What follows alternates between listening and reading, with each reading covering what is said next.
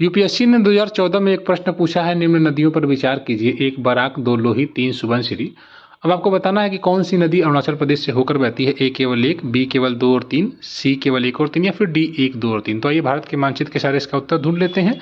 कैलाश के मानसरोवर झील के पास सेमायुंडुंग ग्लेशियर से निकलती हुई पूर्व की ओर बहती हुई सांगपो नदी आपको दिखाई दे रही है। भारत में प्रवेश करने के बाद इसे सियांग या फिर दिहांग के नाम से जाना जाता है। आगे बढ़ते हुए ब्रह्मपुत्र के रूप में जानी जाती है और फिर ये बांग्लादेश में प्रवेश कर जाती है।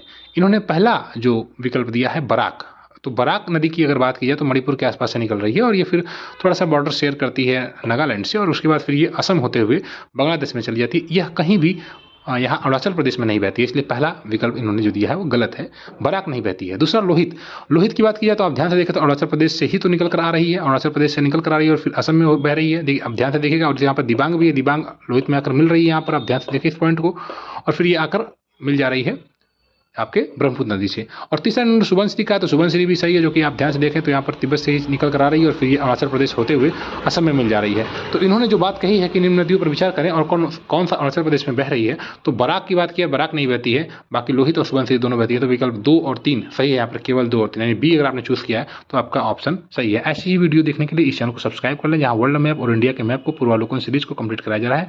धन्यवाद।